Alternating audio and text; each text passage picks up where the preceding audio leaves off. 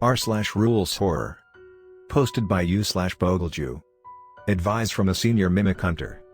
I've been in this profession for 40 years now. Back when I started, we didn't have any wisecracking old farts to tell us what to do, which, in an environment like this, became more of a curse than a blessing. I've lost more fingers to predatory furniture than I'd like to admit. Makes writing this post a bit difficult, but I'll manage. As well as losing my fair share of colleagues to fridge incidents. We'll be talking about those a bit later on, don't worry. Some people still believe mimics to be an urban legend, or even a myth made up by the government, so they can seize property and quietly disappear people they don't like. This piece of disinformation is widespread, in part because me and the boys did such a good job back in the day that we've almost eradicated them in major population centers. However, there has been a resurgence of mimic lately, so I feel the need to educate you sorry bastards on how to detect and dispatch these critters safely. 1. Whatever you do, don't appear threatening. Consider that they don't actually want to hurt you, at least for now. They just want a stable source of food and shelter, things that will almost immediately disappear once you are dead. Also take into account that one mimic can take on the appearance of things that are about the size, mass and complexity of a small dumbbell at most. For everything else, they'll need multiple mimics working together. Learn to live with them, for now, and they will just continue scavenging for food when you are not at home. Growing, reproducing, replacing more and more pieces of your home with biomass. However, if you run around with a sledgehammer and a can of gasoline, the mimics will try to get rid of you. One way of doing this is replacing the parts of your fridge one by one, and then, when you open the door, the entire thing will collapse on you, trapping you inside and absorbing you. This is what we call a fridge incident. 2. Mimics are drawn to heat, that's why they like taking shelter in places occupied by humans. Meaning that, if you live the streets, like a real man, such as myself, then you have nothing to worry about. Consequently, if you have good air conditioning and keep the inside temperature below that of the outside, you also have nothing to worry about either. 3. The feeling of being watched. Mimics might take on the appearance of normal household objects, but they still have eyes, even if they are damn well hidden. Luckily for us, we have that primordial ability to notice when we are being watched. If you feel that very specific feeling of paranoia, then you've probably got yourself a mimic infestation. Or a stalker, but considering that I'm posting this to Reddit, I highly doubt that. 4. Shit from your fridge has been missing. We might not understand their biology, we might never will, but the one thing we do know is that they need sustenance, the same way every other living creature does. They eat almost everything that has at least some nutritional value. 5. Animals are never seen near them. Cats are good, they'll sleep on literally everything, except mimics, because they know something is up. Parrots, ravens, crows and all other smart-ass birds are even better at the art of not sitting on a mimic, since they actually move around, instead of sunbathing all day. Spiders, bugs and small critters are also widely absent from rooms or corners the mimics are inhabiting. They won't subsist off of fridge pilfering alone and will go out to hunt their prey once you leave the house, in order to not raise your suspicion too much. 6. Don't try to spot minute differences. We don't know how, or where, but these creatures evolved to be the perfect ambush predators. Smashing your armchair because you could have sworn that it was in a different place the last time you used it, will only enrage the actual mimics you have in your house. 7. Doppelgangers do not exist. There was a time where every sob at a social event knew somebody who encountered a mimic that had perfectly imitated a human being, with speech and movement and all of that. I can say with confidence that those are complete and utter bullshit. I've never seen, even a group of mimics, replicated anything more complex than a sleeping dog, and even that looked more like a textbook example for a failed taxidermy.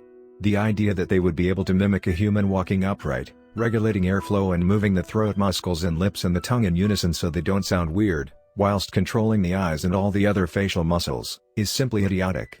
I'm emphasizing this one especially, because we've had a case where a man stabbed his wife, after finding her corpse in the basement and thinking that the woman sitting in the living room was a doppelganger. Well, let's just say the story didn't end up too well for the husband either. 8. Do not trust objects that you've owned for a long time. First of all, contrary to popular belief, mimics don't enter your house because you decided to buy one in the form of an abstract art piece from a sketchy flea market. They will often break in through open windows or by squeezing under the door, then hide an object you already own and displace it. They especially love doing this with cutlery. Secondly, we've found remnants of those fuckers in King Tut's grave and ones that were still hibernating in a time capsule from 1880, that was locked for a century.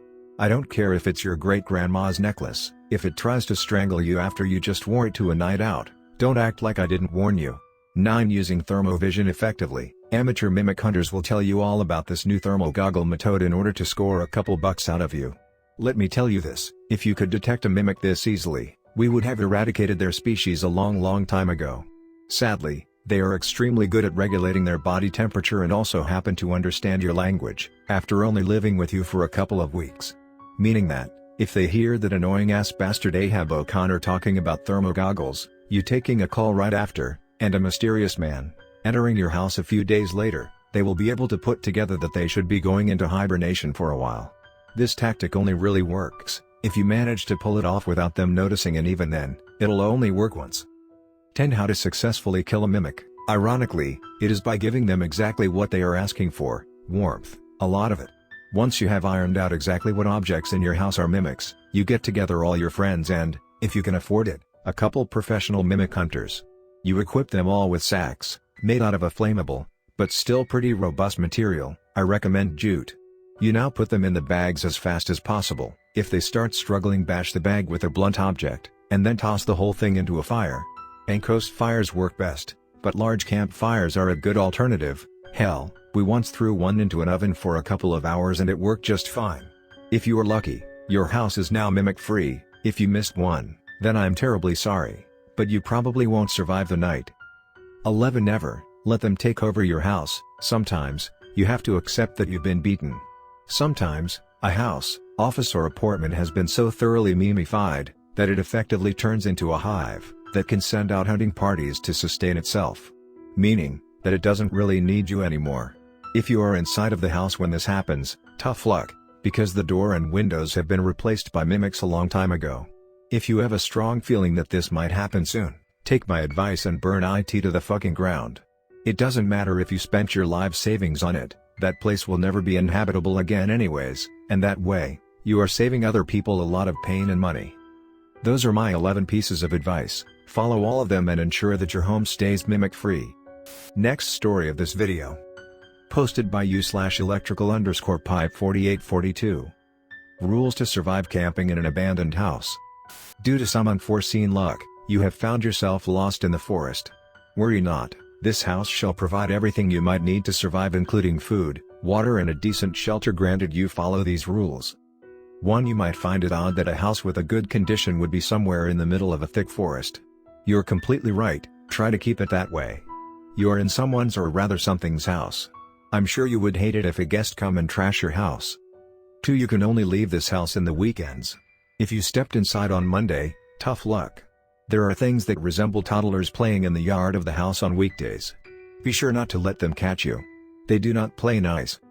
3. Make sure to only sleep between 5 a.m. to 5 p.m. These things are active at night. God knows what they would do to you if they catch you sleeping. 4. Never open the door leading to the basement. They live there. Don't disturb them and they'll most likely leave you alone. Probably. 5. Avoid going to the second floor. If you do, make sure to never knock on the ceiling. The owner of the house is in the attic. You don't want IT to kick you out. 6. Go to the kitchen every 2 hours that you are awake and open the fridge. You should find a full course of exquisite meals ready for you to eat. The house owner made it for you.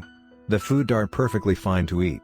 However, make sure you either eat all of the food, or if you don't feel like it, leave it in front of the basement door. Something else will eat it for you. Make sure to do the dishes and place the plate and cup back inside the fridge. 7. Don't leave any food inside of the fridge. Refer to Rule 6 on what to do with the food. Be grateful that it left you something to eat while you stay at its house. If the owner deem you to be ungrateful, well, let's just say it won't end well for you.